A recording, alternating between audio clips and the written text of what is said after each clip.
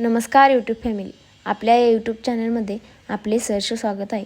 सोमवती अमावस्या दिवशी पितरांना संतुष्ट करण्यासाठी काय करावे, पूजाविधी, उपाय व सोमवती अमावस्येचे महत्त्व या व्हिडिओमध्ये मी आज सांगणार आहे। तर तुम्ही हा व्हिडिओ पहा व आपल्या चॅनलला सबस्क्राईब करा। सोमवारच्या दिवशी जी अमावस्या येते तिला सोमवती अमावस्या म्हणतात। शनी अमावस्यापेक्षाही सोमवती अमावस्या मोठी मानली जाते। आपल्या हिंदू धर्मामध्ये अमावस्येला अनन्यसाधारण महत्त्व आहे। या दिवशी पितरांना संतुष्ट करण्यासाठी विशेष पूजा केली जाते। या दिवशी सत्कर्म, दानधर्म, भजन करावे।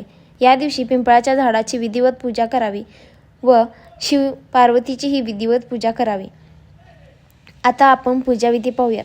प्रथम पिंपळाच्या वृक्षाची पूजाविधी पाहूयात। प्रथम पिंपळाजवळ जावे, पिंपळाला जल अर्पण करावे, पंचामृत अर्पण करावे, परत जल अर्पण करावे, अक्षदा व्हाव्यात, हळदी कुंकू व्हावे, चंदन व्हावे व पिंपळाला परिक्रमा घालावी। परत शिवलिंगाची विधिवत पूजा करावी। आपल्या प्रथम व्हिडिओमध्ये आहे, तरी तुम्ही चॅनेलवरती जाऊन आपला प्रथम व्हिडिओ पाहू शकता। तसेच या दिवशी सकाळी लवकर उठून आंघोळ करून तुळशीला जल अर्पण करावे व प्रदक्षिणा घालावी, याने पुण्य अर्जित होते।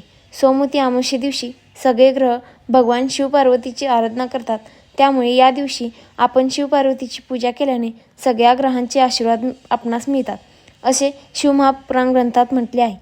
आता आपण उपाय पाहूयात। कामामध्ये यश मिळण्यासाठी गाईचे कच्चे दूध घ्यावे, त्यामध्ये शुद्ध जल, काळे तीळ घालावे, हे मिश्रित दूध शिवलिंगावर अर्पण करावे, याने आपल्याला कामामध्ये यश मिळेल। आता आपण ज्या मुलामुलींचे विवाह होत नसेल किंवा लवकर व्हावा यासाठी उपाय पाहूयात। सोमवती अमावस्ये दिवशी पिंपळाच्या वृक्षाजवळ जाऊन त्या पिंपळाच्या वृक्षाची विधिवत पूजा अर्चना करावी व एक पांढरा दोरा घ्यावा किंवा कच्चा सूत घ्यावा, त्याने पिंपळाची 7 वेळा परिक्रमा करावी व तो दोरा तिथेच ठेवावा व परत एकदा झाडाची विधिवत पूजा करावी व आपली विवाहासंबंधी इच्छा सांगावी, याने निश्चित विवाह होईल।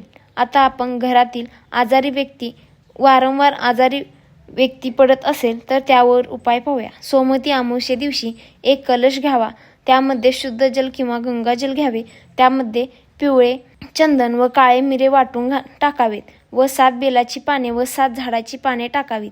हे सगळे घातलेले जल पाण्याचा कलश सगळ्या घरात फिरवावा व आजारी असलेल्या व्यक्तीचा त्या कलशाला स्पर्श करावा। तो कलश घेऊन शिव मंदिरात जावे व त्या कलशातील पाणी पिंडीवर घालावे व थोडे पाणी शिल्लक ठेवावे। ते पाणी मंदिराच्या चौकटीवर घालावे व घरी यावे, याने त्या व्यक्तीला बरे वाटायला लागेल। जर तुम्हाला आमचे व्हिडिओज आवडत असतील तर व्हिडिओला लाईक करा, शेअर करा, कमेंट करा व चॅनेलला सबस्क्राईब करा व बेल आयकॉनवर क्लिक करा, जेणेकरून आपल्या नवीन व्हिडिओजची तुम्हाला नोटिफिकेशन येईल। हर हर महादेव।